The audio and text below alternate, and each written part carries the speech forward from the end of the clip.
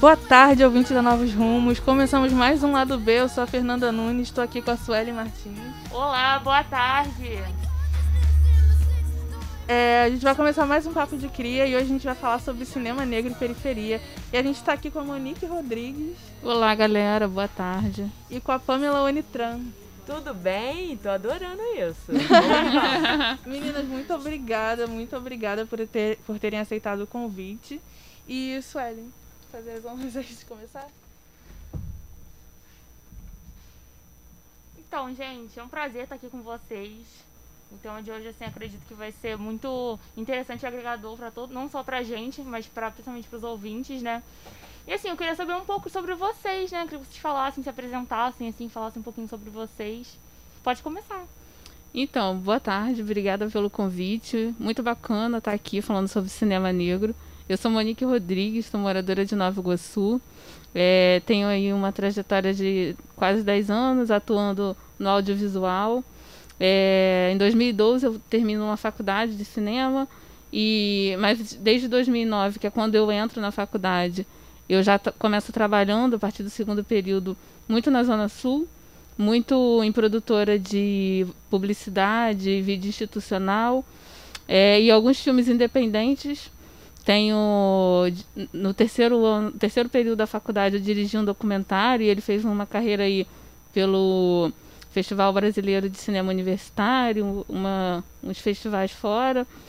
E depois de 2014, eu volto para a Baixada, junto com uma galera, pensando como essas narrativas pretas podem ser parte da minha história e podem estar no cinema. E aí começo produzindo algumas coisas muito pontuais de arte e educação e pegando oficinas, pegando bate-papos e transformando esse conteúdo em material institucional, mas muito voltado com uma galera preta produzindo. E aí em 2018 eu tive a oportunidade de fazer a Universidade das Quebradas, lá no Mar, e junto com uma galera também que estava na Zona Sul, Centro e periferias, a gente filma um projeto chamado Benguê, que é um filme sobre literatura negra e de como a literatura negra adentra a vida de pessoas pretas nas periferias. E esse filme, surpreendentemente, a galera gostou muito, ele teve uma repercussão muito legal. E esse filme virou um projeto de arte e educação e me impulsionou a produzir outras narrativas com essa temática que possa unir o cinema negro e a arte e educação. E aí ano passado eu fiz um curta com material de acervo sobre o teatro experimental do negro, também a partir de uma oficina. E aí esse ano, ainda por conta da pandemia, os meus projetos audiovisuais foram mais suspensos, mas estaremos de volta assim que possível, assim que a vacina chegar. E aí, Pamela, fala um pouquinho sobre você. Então, me chamo Pamela Onitran, tá? Sou moradora também aqui de Nova Iguaçu.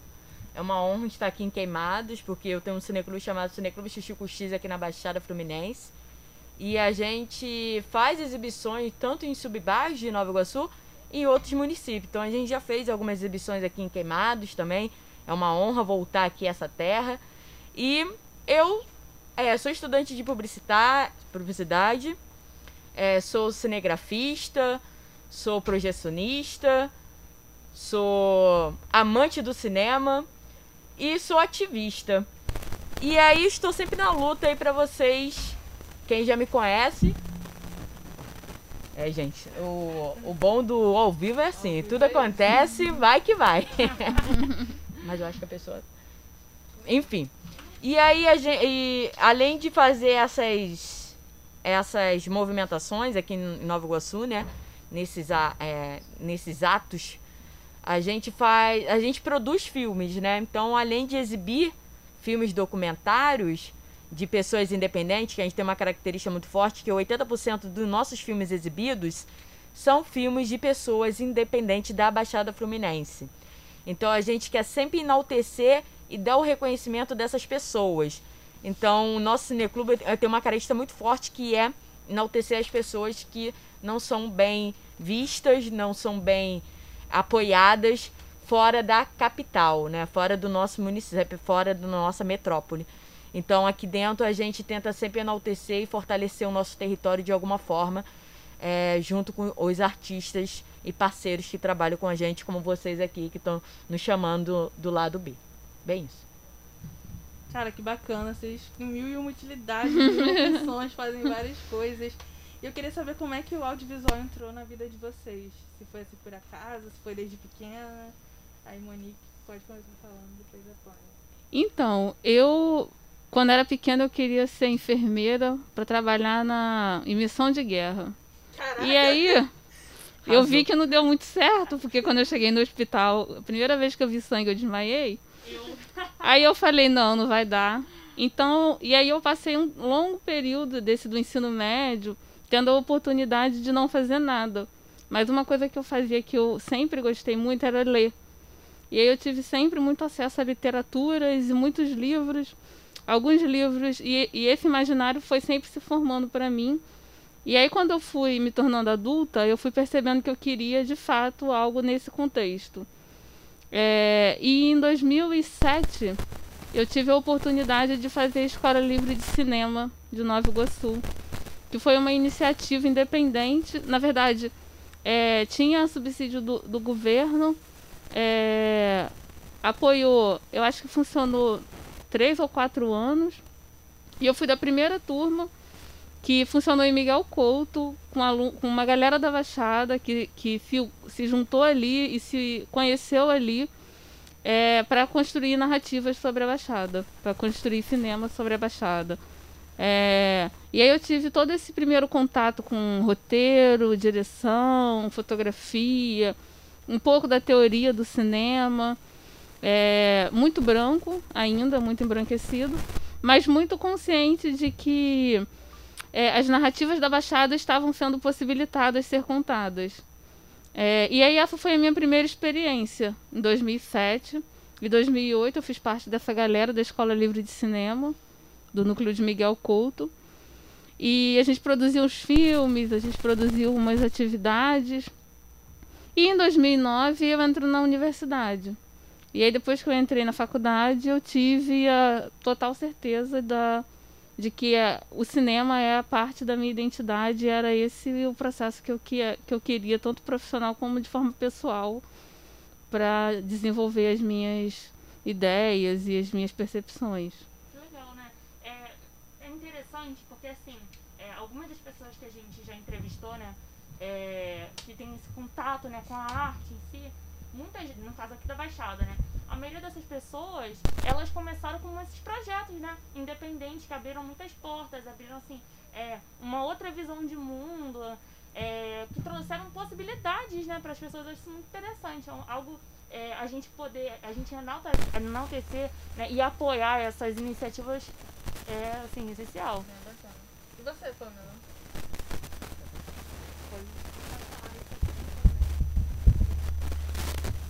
Momentos técnicos, gente. É assim mesmo. Beleza. Então, para dar continuidade aqui, né? Como foi me perguntado, iniciou exatamente... Meu avô era projecionista no cinema mais antigo do Rio de Janeiro, que é o Metro Passeio, na década de 50. E aí, meu avô, ele levava os filmes, né? As películas para casa, porque naquela época o cinema era caro e não existia televisão para pobre, né? Quem tinha televisão era quem tinha uma condição muito boa. E não era o caso da minha família. Naquela tempo, morava no subúrbio, na periferia, né? Ali.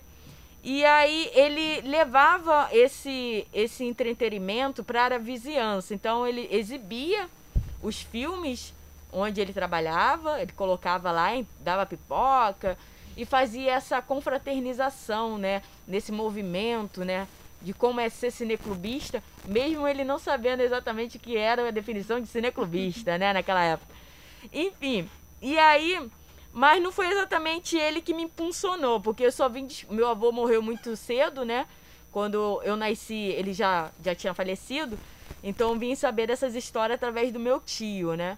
Nem meu pai comentava sobre isso, meu avô, não sei os motivos, mas até hoje eu só fiquei sabendo por causa do meu tio. Mas a minha intenção maior do cinema na minha vida foi numa aula de literatura, né? No meu ensino médio, quando eu tive que fazer uma adaptação da Clarice Lispector, né? A Hora da Estrela, né? Um grande clássico aí do cinema brasileiro. É um filme intimista e bem reflexivo. E aí a professora falou assim, vamos fazer uma encenação dessa literatura, né? Desse roteiro, né? Dessa narração, né? Essa narrativa, né? Desculpa. E aí eu dei a ideia e falei, poxa, como eu não gostava muito de aparecer, ficar muito na frente, eu nunca fui disso, né? Sempre gostei de ficar atrás, até hoje eu fico mais atrás do que na frente. Só quando me chamam pra fazer algumas entrevistas assim, né? A gente bota a cara, bota carão, aí eu boto carão. Mas enfim. E aí ela aceitou, não, pode ser filmado. E naquela época eu tinha uma TechPix. Nossa, tristeza, né? TechPix. Quem é daquela época sabe que sofre bem. Clássico, né? Imagem péssima, né? Mas era o que tinha naquela época, o digital ainda estava chegando, muito, muito bem fraquinho, né? Pra classe pobre, mas estava chegando. E aí eu fiz essa adaptação, foi um maior sucesso. Áudio, hoje em dia eu vejo aqui, nossa, como o meu áudio estava, né, exuberante, não tinha uma equalização, uma mixagem, a qualidade tremida, né? A nossa adaptação que a gente mata a Macabeia, pega o carro do pastor, aí, né, meio que isso. Mas foi uma coisa interessante ali naquele meio que eu comecei a me descobrir em 2010 para 2011 o que era um cinema. E aí, depois disso, já aprendi, fui autodidata, já aprendi a montagem, né? Sozinha, né? Mesmo sendo com aquele movie make, mas já sabia montar. E aí eu fiz uma, né, também como a Monique passou pela Escola Livre de Cinema, né, aqui de Nova Iguaçu, eu também fiz parte, né de uma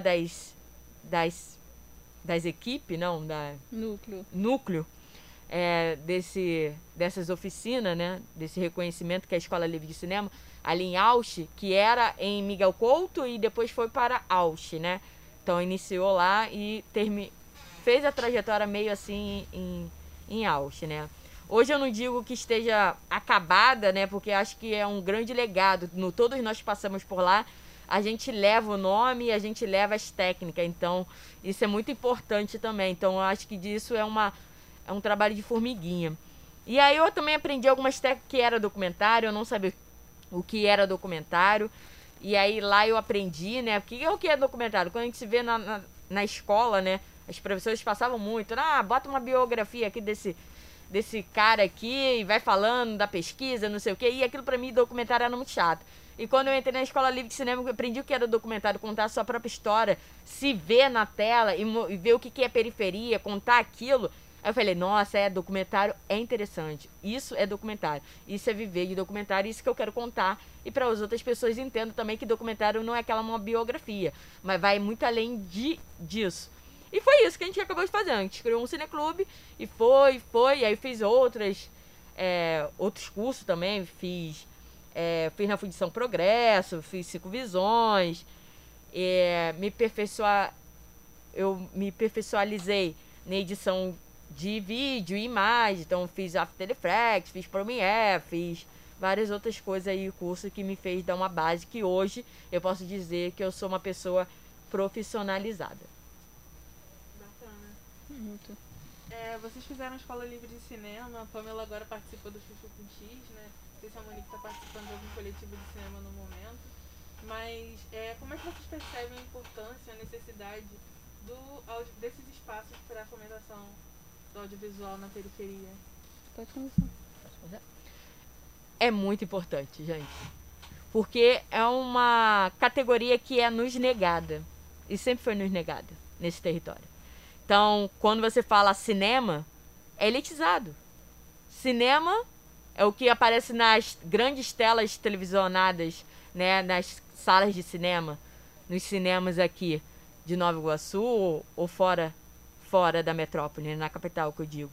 Então, assim, quando você diz cinema, ou você faz cinema ou você coloca comida dentro de casa. Então, assim, quando a gente exibia filmes, né, eu tenho uma clássica, né, clássica e ao mesmo tempo triste, mas é uma forma que, como a gente vê a percepção ainda dos moradores, das pessoas que estão aqui na vivência do nosso território, né?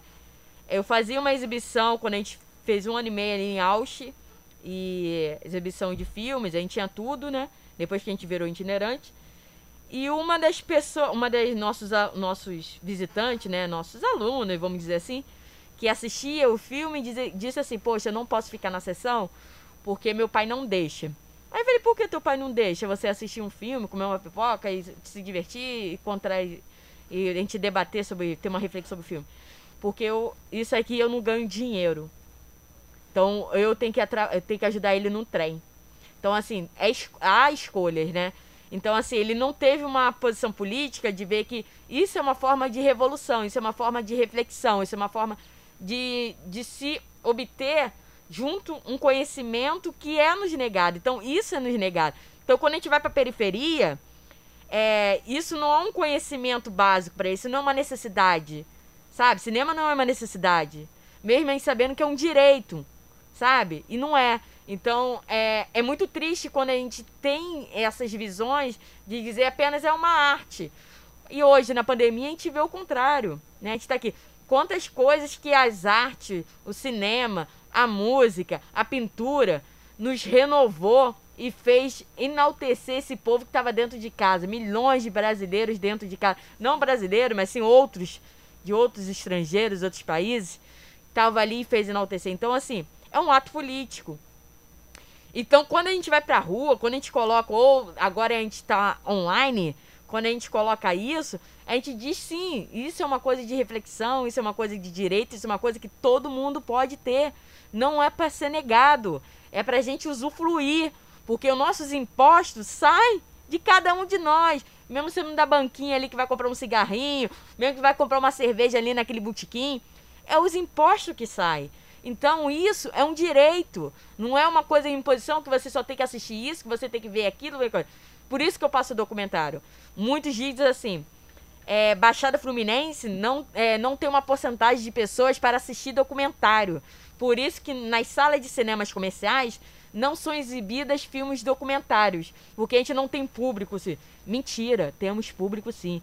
Eu, cineclubista há mais de 8 anos, desde 2014, passando filmes, a gente tem público assim, a gente tem um debate, a gente tem uma reflexão sobre isso sim. Então, eles que não querem obter e colocar esse tipo de filme, porque eles sabem, se a gente tiver esse tipo de filme, essa reflexão, esse conhecimento, a gente vai se igualar a eles, e eles não querem que a gente se iguale a eles. Seremos mais fortes, nós somos mais fortes do que eles. Muitas coisas. Mas enfim, é uma situação muito crítica quando a gente vê esses viés, que é muito desconcentrado no nosso ambiente, e mais a gente impõe, bota a nossa cara e bota o pé na porta assim. Então é por isso que a gente sempre está fazendo essa militância. Pegando um pouco o gancho da Pamela, que falou muito bem sobre esse processo, principalmente por ser cineclubista, né, por estar dentro dos bairros. Eu fiz, junto com o Benguê, ano passado a gente passou para aquela mostra do filme Marginal. E aí uma das experiências que a gente teve com o filme sendo exibido na mostra foi que a gente foi chamado para fazer um debate na PUC, lá na Gávea, com alunos de Irajá, da escola municipal, e eles eram todos adolescentes. E aí, por que eu acho importante falar sobre isso? O Benguê, ele é um filme ele é um documentário experimental, onde a gente convidou pessoas, na verdade a gente fez uma chamada no Facebook para pessoas que tivessem paixão por livros de autores negros, pessoas negras, e quisessem ler o trecho preferido. E aí a gente recebeu 10 respostas, e dessas 10 respostas são pessoas lendo os seus trechos preferidos dos seus livros. E aí o Benguê é isso, ele é um documentário onde pessoas leem os trechos preferidos dos seus livros. E foi engraçado porque nessa exibição na PUC teve alguns filmes e mais o Benguê. E aí tinha um menino que, quando acabou assim, eu falei, né? E aí, gente, o que vocês acharam? E aí ele falou assim, professora, eu não gostei desse filme, não. Ainda mais esse aí, que só aparece gente lendo, que era o Benguê. E aí a gente começou a conversar. Eu falei, não, vamos lá. Vamos entender como é que a gente constrói o gosto, né? Como é que a gente conhece as narrativas, quais são as histórias que estão ali sendo contadas. E aí a gente foi conversando, E no final, ele veio até mim, quando a gente encerrou a atividade, ele falou assim, professora, então me fala aí, qual é um livro legal para eu começar a ler? Porque esse processo é um processo de educação. Eu costumo dizer que a imagem educa, né? A imagem educa é a primeira forma de educação que a gente acessa. Porque antes de aprender a ler, né, a gente aprende a ver. E eu acho que o cinema é esse processo de educar. E ele é tão poderoso que ele não, como a Pamela disse, ele nos é negado. O que a gente passa a vida inteira consumindo no cinema que está totalmente descolado das nossas identidades. E aí eu acho que é isso. Eu acho que na periferia, nos subúrbios, nas favelas, o cinema tem a potencialidade de educar as pessoas de forma a construir as suas identidades, de forma a se ver, a entender que as histórias que a gente vive também são extremamente importantes. E eu acho que isso faz uma diferença enorme, porque você pode não ser, sei lá, um artista ou qualquer coisa ligada a esse meio, mas você pode ser um excelente marceneiro, um excelente vendedor e estar apropriado da tua história, da tua identidade. E eu acho que o cinema tem esse poder, o cinema tem essa capacidade, assim. Você se vê, você vê a sua história e você entender que aquilo também é importante, eu acho que é uma grande forma de existir.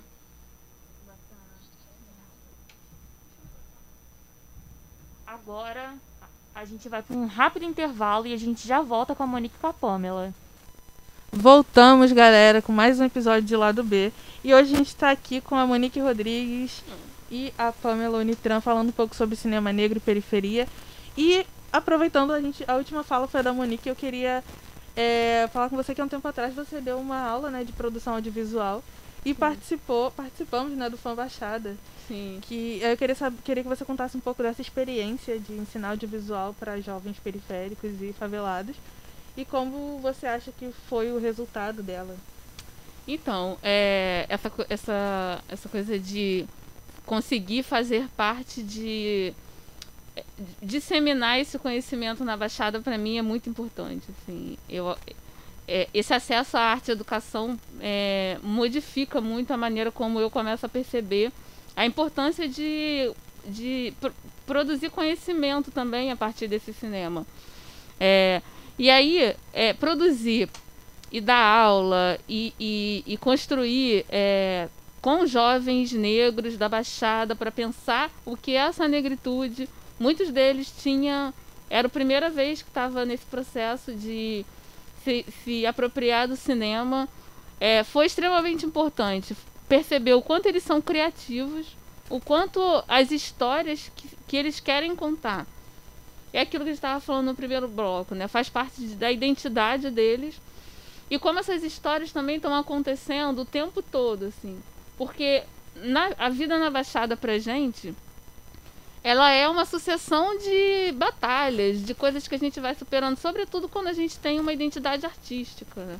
Coisa que a gente vai superando, coisa que a gente vai vivendo. Às vezes, um coletivo que se forma, como o coletivo dos meninos, com 1000 histórias assim, de superação mesmo, de continuar, de se virar em 30 para poder fazer um clipe, para poder fazer um filme, para poder lançar o seu canal no YouTube. E eles estavam muito apropriados dessas histórias. A história da avó, a história do vizinho. Para mim foi muito legal conseguir dar esse clique, né? Conseguir fazer com que eles pensassem que essas histórias são as histórias que precisam ser contadas. A gente produziu, e Fernanda estava fazendo parte, né? A gente produziu curtas que, a partir de uma frase que era mais pensada para o que poderia ser o documentário, mas o que você quer dizer. E aí eles se filmaram e tem histórias e depoimentos muito sobre isso, assim, sobre o quanto a vida e a identidade deles são importantes. E aí, conversando com eles se interessavam muito pelo tema do afrofuturismo, que foi um pedido, assim, que eu falei, o que vocês querem para uma ficção, né? Para o que poderia ser uma narrativa construída com roteiro, direção de arte. Que a gente falou um pouquinho sobre essas duas linguagens, né? O que seria um documentário, o que seria uma ficção. E aí, para essa ficção, foi o afrofuturismo. E eles construíram narrativas incríveis, assim, de vir de casa com um monte de bolsa, com figurino. Dos meninos, a gente conseguiu uma parceria na Rural, os meninos montaram um cenário enorme. E aí pediram para filmar no dia seguinte, conseguimos fazer com que o cenário ficasse lá, e no dia seguinte eles voltaram. Esse filme deles está aí nas redes e startou neles um processo de produção coletiva. E aí pensar muito como eles conseguiram se apropriar mesmo da linguagem e dar a cara deles para isso. E pensar o Fã Baixada, né, que foi esse festival de audiovisual, com esse enfoque também de jovens negros produzindo na Baixada, foi reafirmar que o quanto de produções existem e a gente não conhece ainda. O quanto de gente está produzindo muita coisa audiovisual e ainda não está tendo janela de exibição. Eu acho que tanto o curso de formação quanto o festival me fizeram pensar essa estrutura da produção, da apropriação, da divulgação, do conhecimento do que é o audiovisual na Baixada.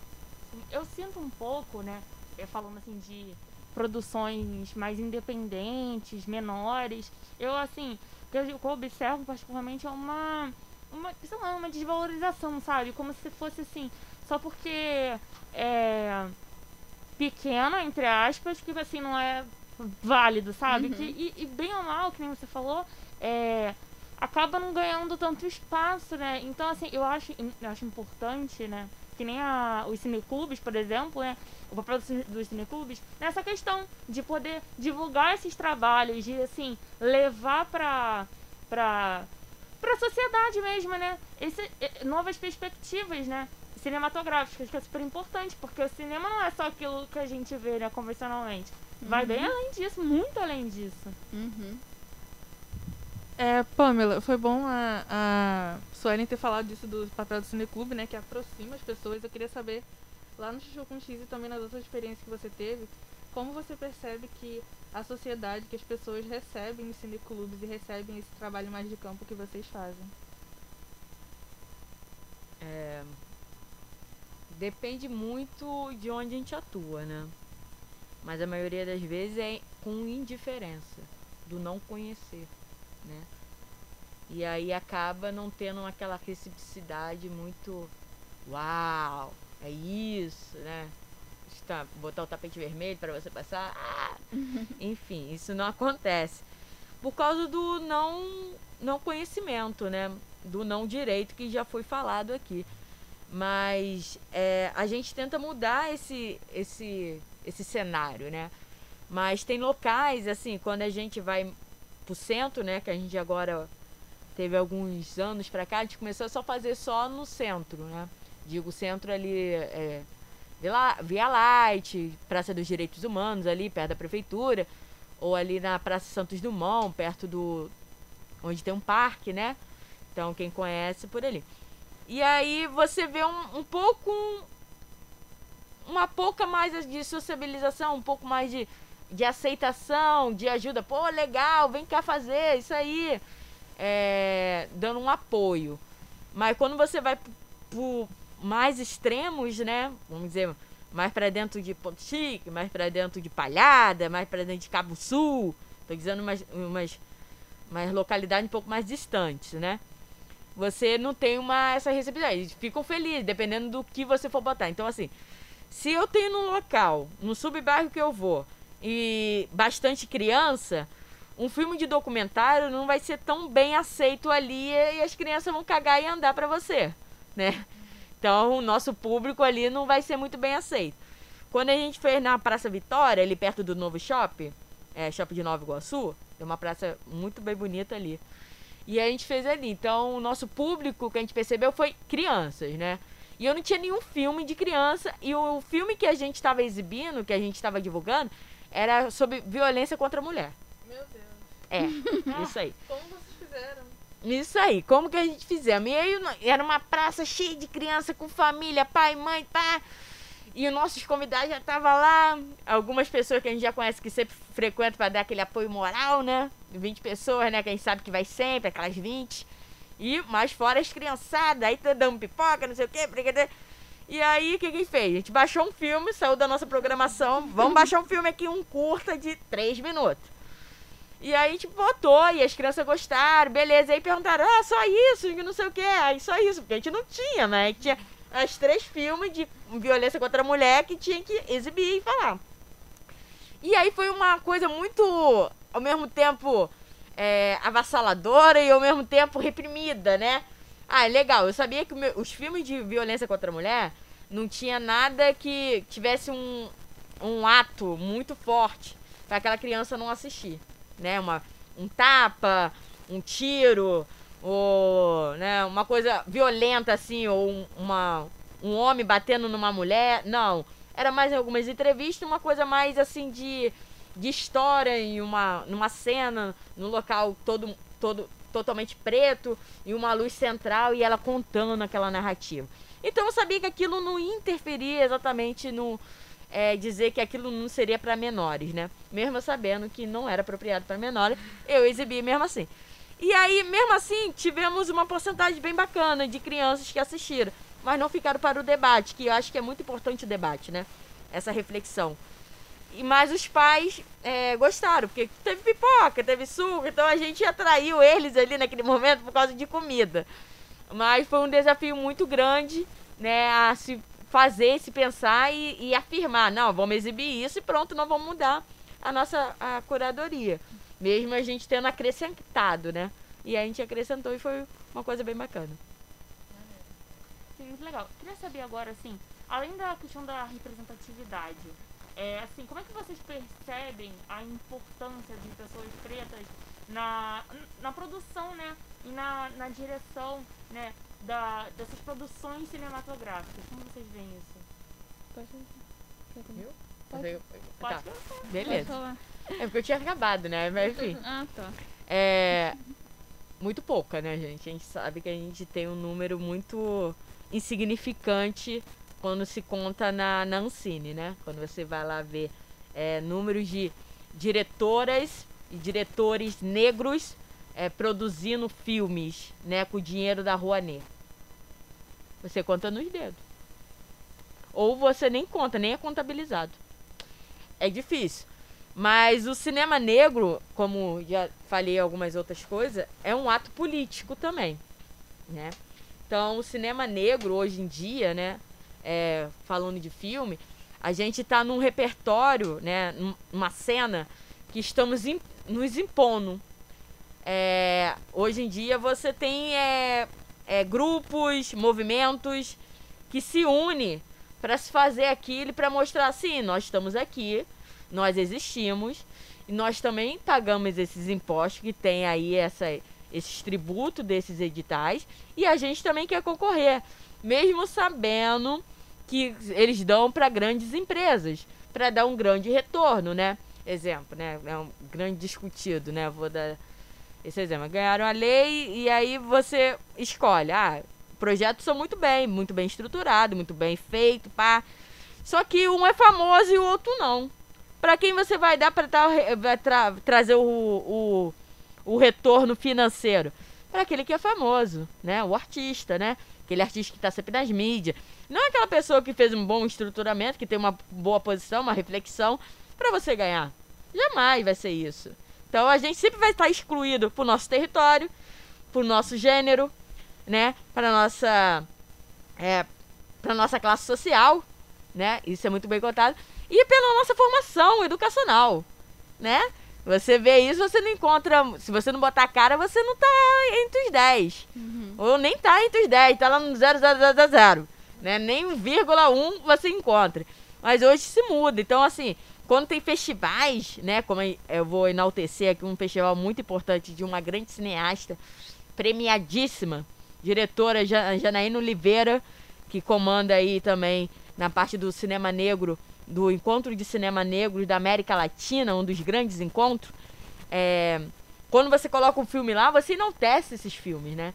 Você vê quem são esses protagonizadores, quem estão ali fazendo. E qual é a diferença de um branco para um preto? Tudo. O espaço tá ali, né? Então, assim, para fazer cinema negro, primeiro que você tem que ser preto. preto mesmo. Não adianta, tô fazendo cinema negro porque eu sou historiador. Que eu entendo da linguagem. Não, você não faz cinema negro. Você não é preto, né? E é isso, a nossa querida Monique pode falar muito bem também. Contribuir. Sem dúvida. E é isso. Então, assim, há uma grande metodologia a ser pensada, falada, que você tem que saber quando você entra nesses espaços. Porque nós estamos aqui, nós existimos. Só que nos falta oportunidade. E se nos falta oportunidade, a gente vai lá, enfia o pé na porta e arromba. Porque é isso que está acontecendo. Por isso que a gente tem movimentos, por isso que a gente tem grupos, por isso que a gente faz o Black Money girar em nosso território, né? Nina Silva tá aí, grande empresária, né, do Black Money aí. Eu nem conheci ela, vim conhecer há pouco tempo, quer vergonha de dizer isso, né? Apareceu na minha live ela, amiga da Janaína Oliveira, amiga íntima, tem que falar, né? Que a menina aparece na Forbes, apareceu na minha live. E aí, eu não conhecia, aí eu vim conhecer, sim, temos maquininha Black, sabe? Que temos menos impostos, temos um local que a gente vende nossos produtos, a gente tá ganhando espaço, sabe? Se não dão espaço, a gente vai lá e coloca o espaço. Mas é isso, a gente tenta sempre ou se igualar ou ser melhor, mas sempre com qualidade. Sim, sem dúvida. Eu acho que também, essa coisa que a Pamela falou, que é extremamente importante, é uma coisa que eu tenho muito me debruçado a pensar, que é a distribuição, né? Como é que a gente faz com que uma produção seja motor para uma próxima produção, né? Como é que a gente consegue fazer essa roda girar? E aí, pensando essa coisa do cinema negro, reafirmo muito do que a Pamela falou, é um ato político e, para mim, ele é uma forma de juntar fragmentos, porque a gente, em diáspora, né, nós que somos pessoas que viemos para cá, para o Brasil, nesse processo de anulação, negação, exclusão, violência, a gente passa a ser fragmentados, assim. E aí é uma coisa que a gente debate muito conversando. Eu não conheço para além da minha bisavó, né? Algumas culturas brancas conhecem toda a sua hereditariedade. Eu não conheço para além da minha bisavó. Eu não conheço histórias amplas da minha família.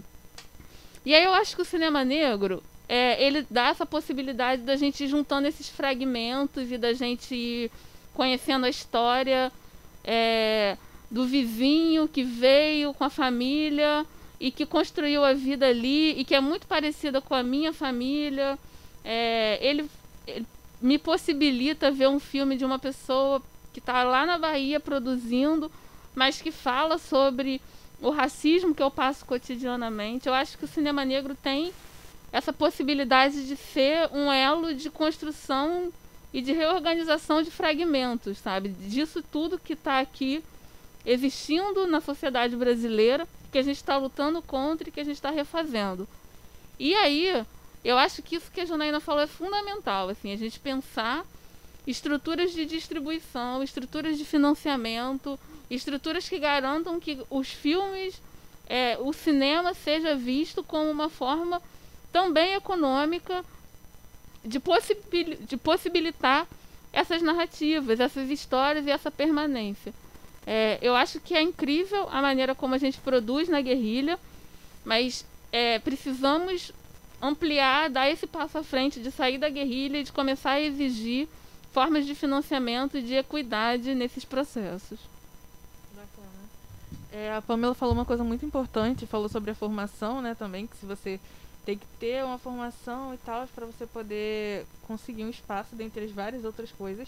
E aí eu queria saber também, porque isso vem muito antes, né? Eu queria saber de vocês, dentro das formações de vocês, em cursos, na faculdade de cinema, se vocês, durante essa formação, tinha uma preocupação da academia de pautar essas questões. Vocês consumiam alguns conteúdos teóricos sobre cinema negro ou não?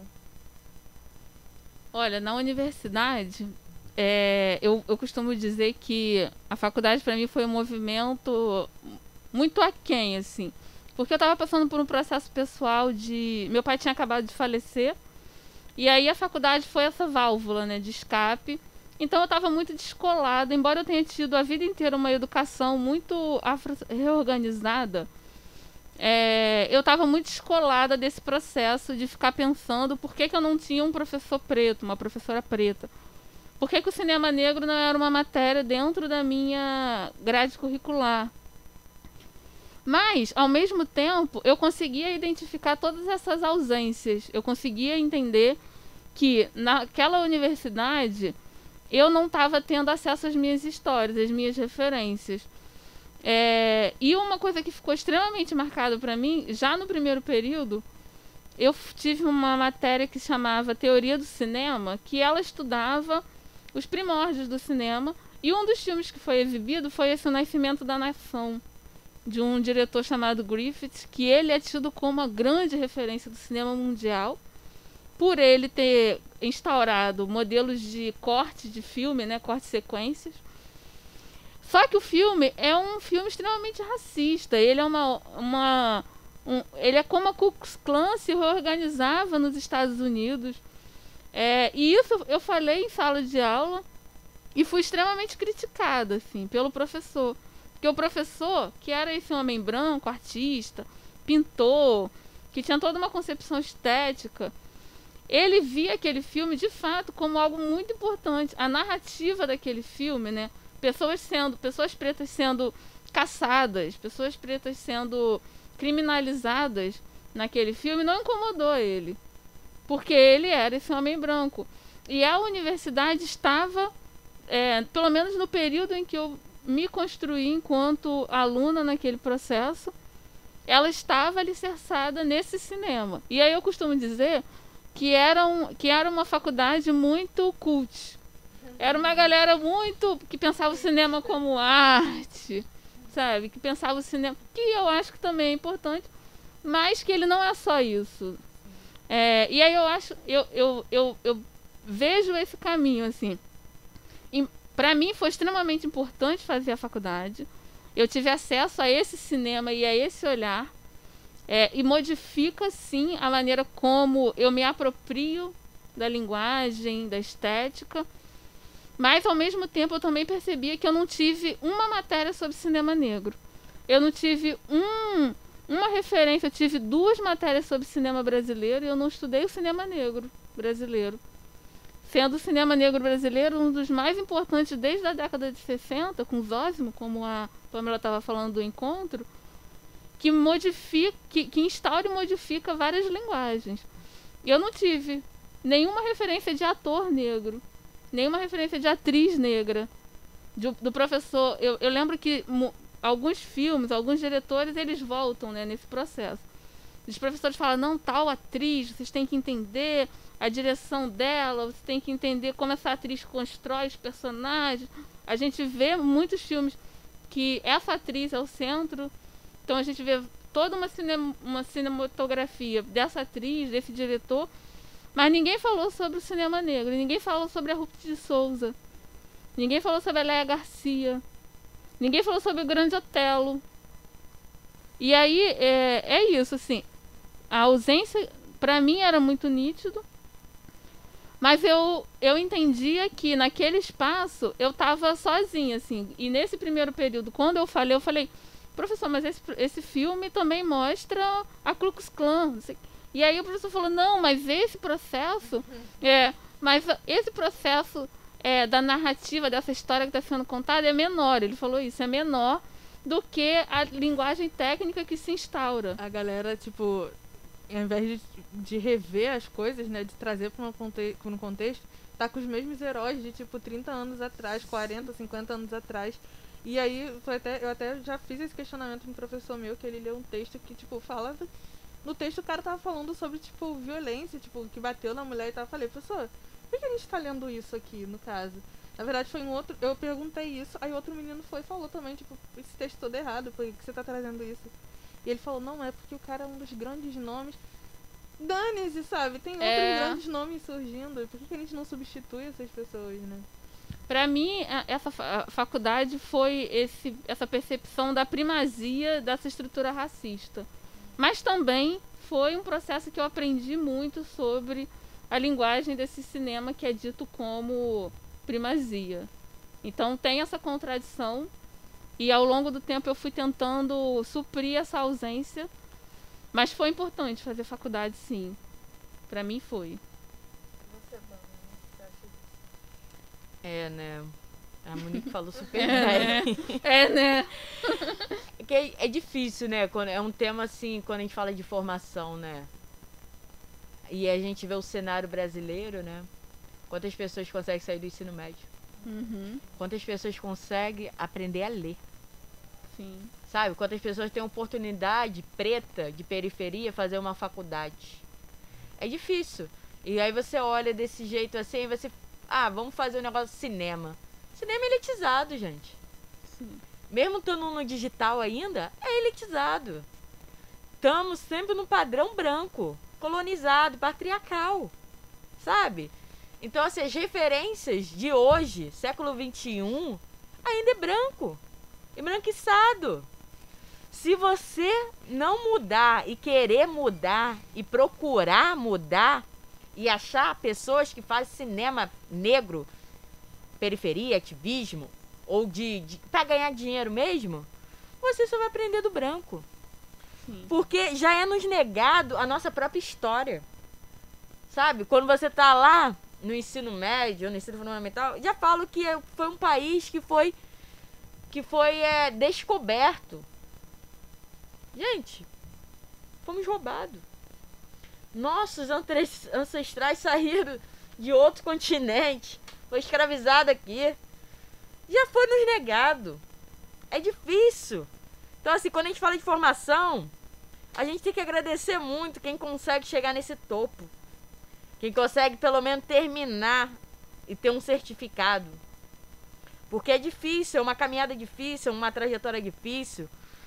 E os cursos sempre vão falar de personagens, integrantes brancos. Mesmo que a gente relute, né? Na faculdade, eu só tive um professor negro, que foi de antropologia. Negro mesmo, bem retinto. Foi de antropologia.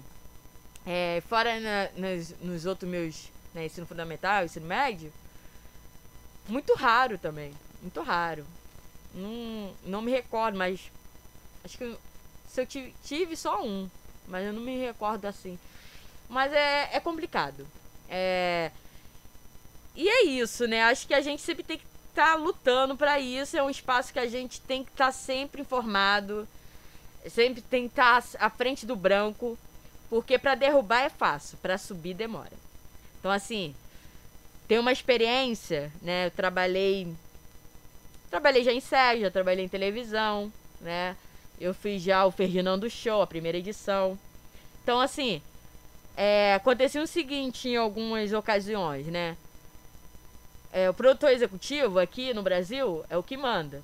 Quem tem dinheiro, que manda. Não é o diretor, não é o roteirista, não é nada disso. Quem manda aqui é quem tem dinheiro. E se o cara tá bancando aquele produto, se é um filme, se é uma série, se é não sei o que tá bancando um anúncio publicitário, e ele fala assim, eu quero que meu filho entre ali, ele vai entrar. Sim. E o cara mais profissionalizado vai ser subalterno daquele que não sabe porra nenhuma. E eu já vi isso acontecer. Já vi. Uhum. Então, assim, mesmo o cara tendo 2 graduações, tendo formação Sim. fora do exterior, sabe? Fora do Brasil, e o cara ser rebaixado. Sabe? Então, é complicado. É um cenário complicado, é um cenário que você tem que saber se relacionar, é um cenário onde você tem que fazer a sua teia de negros, sim, tem que empoderar. Se você está fazendo serviço, tem que chamar o negro. Se você tem que chama a mulher, ou chama o homem, mas tem que estar naquele teu nicho que você sabe que vai. Sim. Porque eles lá, eles não querem saber. Lógico, tem uma grande diferença. Porra, Pamela. Foi mal, gente. Desculpa ter criança nos horários aí, então. Cacilda. Lógico que tem uma grande diferença. Então você só faz cinema negro. Não. Porque se for comparado com branco só faz cinema de branco? Não. O negro faz cinema pra todos, pra ganhar dinheiro. Do branco, do negro, do indígena, de qualquer outro tipo de gênero, transgênero ali que tá se movendo. Então, assim, é um cinema negro que tem que ter uma figura, personagens negros. Mas não quer dizer que eu tenho afinidade só ser exibidora para esse núcleo. Não. O cinema também é expandido. Meu cinema também é expandido. É pro branco, é pro negro, é pro indígena, é pra qualquer outro tipo. Eu ia falar pardo, não existe pardo. Eu coloco em VGL, eu coloco o negócio de pardo, mas não existe, gente. Tá? É uma ignorância. Ainda até hoje o Brasil ainda não se reformulou na parte da educação dessa parte. Mas enfim. E é isso. Então eu quero deixar bem claro aqui, quando a gente fala de formação, a gente sempre vai ter que estar acima e sempre vai estar estudando. Você pode ter doutorado, você pode ter mestrado, você pode ter graduação, pode ter quantas graduações que você quiser. Mas se você não tiver numa posição, não tiver uma teia, você não é nada. Essa é a opinião minha, que eu já trabalho no mercado e vejo e sinto, tá? Pode ter outras pessoas com outras opiniões, mas é a opinião minha. Eu queria fazer uma pergunta para vocês. Vocês falaram sobre essa questão de falta de representatividade, né? Tanto no meio acadêmico, né? E assim, eu queria saber de vocês qual foi a primeira referência de pessoa negra, assim, né? No ramo de vocês. Qual foi a primeira, assim, grande referência? Fico curiosa para saber. E se houve também, né? Grande referência? Eu acho que, pra mim, eu lembro que ainda na faculdade, a Caixa Cultural, e aí isso também é uma coisa que se reorganiza, né? Quando eu fui fazer a faculdade, o meu campus era lá no Rio Comprido. Então eu saía de Nova Iguaçu para o Rio Comprido, e do Rio Comprido, como eu consegui me manter trabalhando durante toda a faculdade, eu estava sempre pela Zona Sul ou pelo centro, naqueles trabalhos de freela, em produtoras por ali. E aí eu frequentava muito a Caixa Cultural. E na Caixa Cultural teve uma mostra de cinema africano. E tem um autor africano que chama Amadou. E eu não sei pronunciar o nome dele até hoje, o sobrenome dele, mas eu sei que o começo do nome é Amadou. Que tem um filme, que eu também não lembro mais o nome, mas na verdade ele tem uma cinematografia enorme. Eu acho que ele já foi até um dos diretores homenageados no Encontro de Cinema Negro do Zósimo. E eu vi alguns desses filmes. E o filme do Amadou, esse filme específico, ele se passa dentro de uma das comunidades africanas no Ghana, que eles têm uma relação com a água muito forte, assim. Porque eles pegam o lugar, na época era 1960 e alguma coisa, não tinha água, e eles tinham um cotidiano de ir buscar água. E nesse ir buscar água, as relações se construíam. Porque iam mulheres e homens, crianças. Eles, cada dia da semana, um deles ia para buscar. Era designado para ir buscar água para toda a comunidade. Era uma história lindíssima, lindíssima. Como eles conseguiam fazer com que aquele grupo pequeno, que era tipo 3, 4 pessoas, garantisse a água do dia para toda a comunidade. Isso me tocou de uma forma muito grande. E a minha primeira referência foi esse cineasta do Ghana, Amadou alguma coisa. Eu vou procurar o sobrenome dele, depois eu mando. E aí eu vi alguns filmes ainda dessa mostra. Eu acho que foi 2010 o ano, ou 2009 já no finalzinho, mas eu acho que foi 2010. E depois eu comecei a consumir o cinema negro brasileiro a partir do Zósimo. O Zósimo Bubu foi o primeiro diretor negro que eu vi com alma no olho. Que eu vi também em uma mostra no CCBB, no Banco do Brasil. Mas esses dois homens negros foram as minhas duas primeiras referências. De mulher, eu fui ver muito tempo depois a Adélia Sampaio, que é uma cineasta da década de 70, também no CCBB, porque o CCBB tem... E aí, olha como a gente não tem acesso ao nosso próprio conteúdo.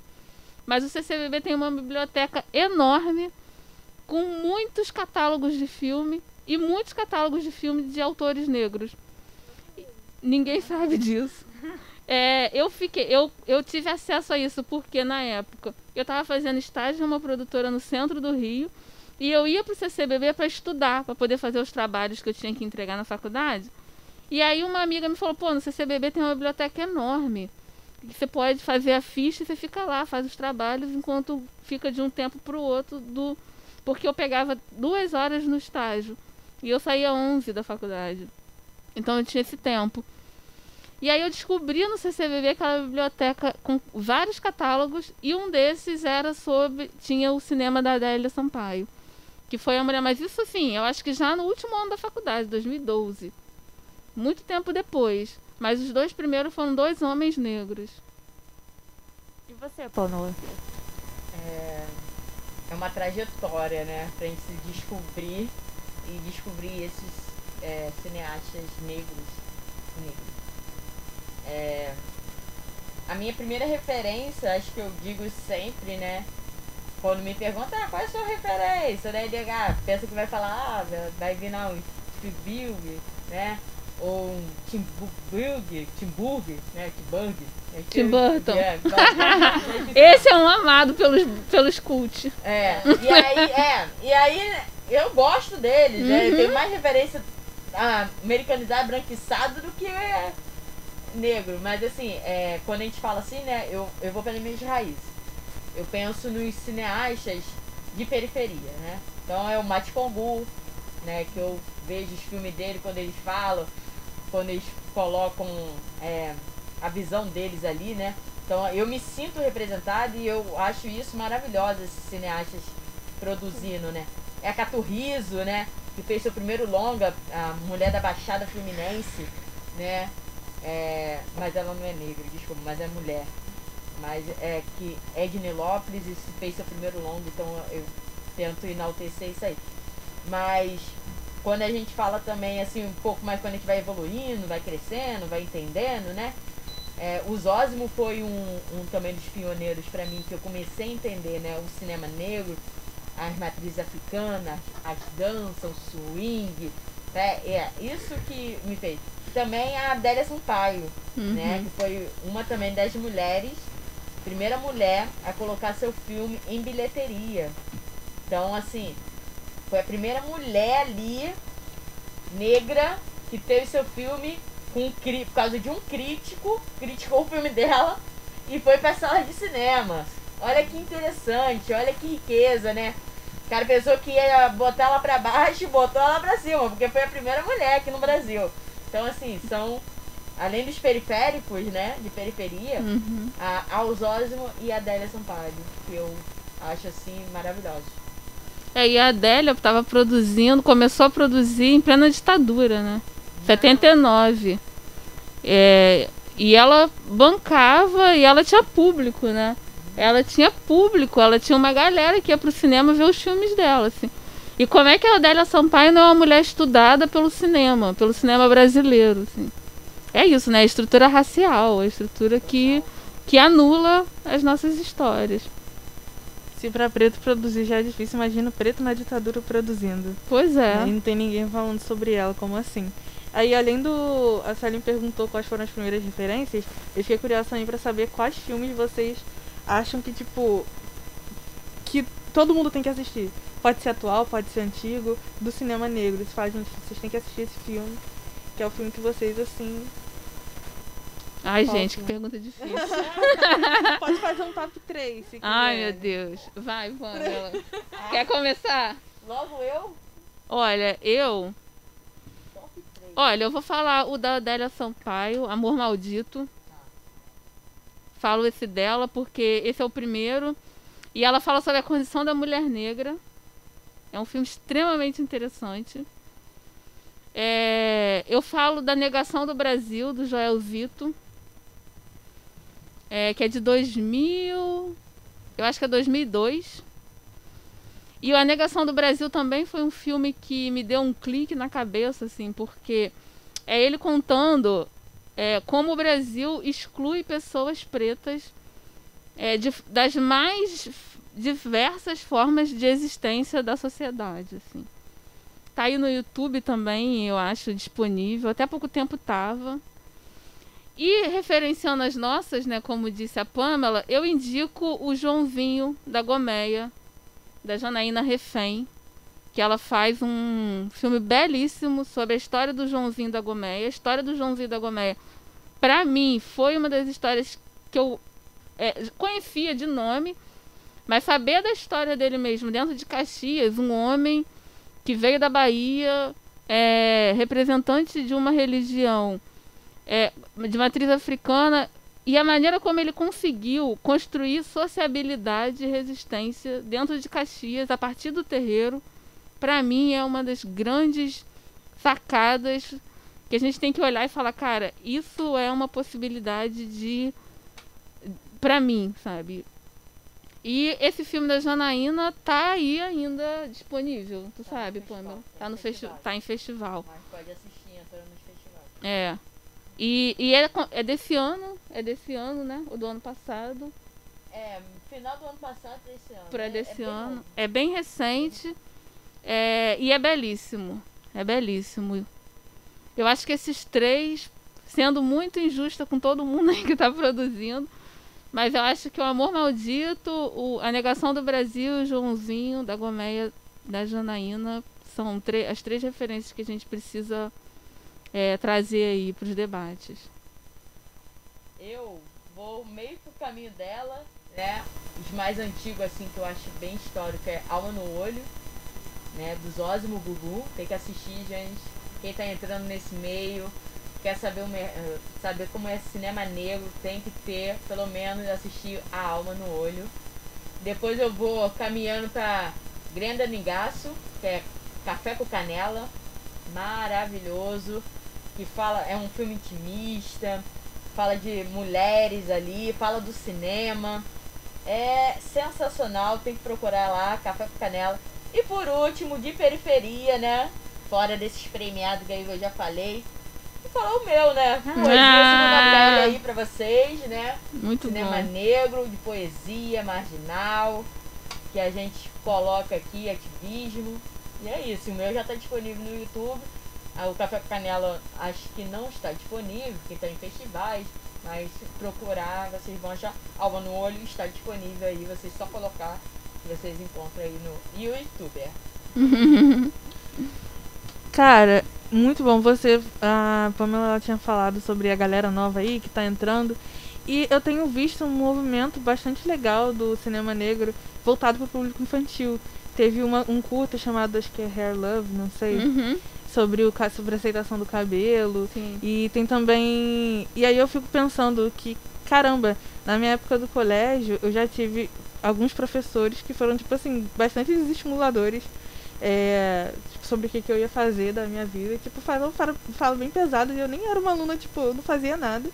E aí eu vi depois, conversando com outros amigos, que isso é uma parada que, tipo, vários outros amigos negros também já sofreram de professores desestimularem.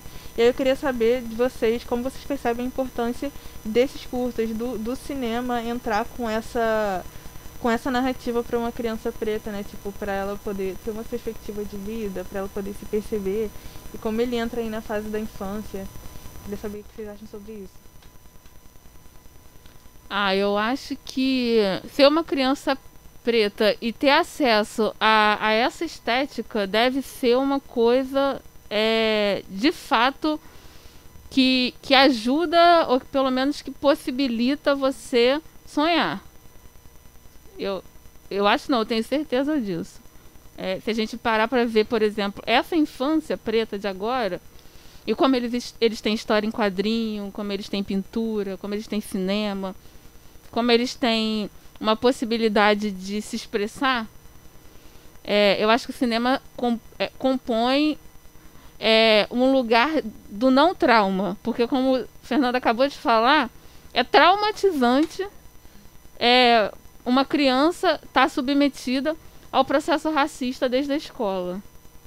E aí como essas crianças vão sendo educadas para desistir, que foi muito do que a Pamela falou, né? Quem termina o ensino médio? O que a escola está ensinando? Como é que os professores educam? Como é que os professores lidam com as crianças pretas dentro de sala de aula? Como é que a história e a sensibilidade dessas crianças estão sendo vistas? E eu acho que o cinema na infância, o cinema preto na infância, ele vai conseguir minimizar o trauma e fortalecer essa criança para que ela se torne um adolescente capaz de reagir, que ela se torne um adulto capaz de se comprometer e que fortaleça um pouco esse caminho mesmo de resistência. Eu acho que tenho certeza que o cinema negro para criança é a base das próximas gerações. Para mim é memória e identidade, né? Quando você tá dando base, você faz com que eles tenham um reconhecimento e uma opção, né? Eu penso dessa forma. Então, quando você já inicia esse processo, você está iniciando um processo de aceitação.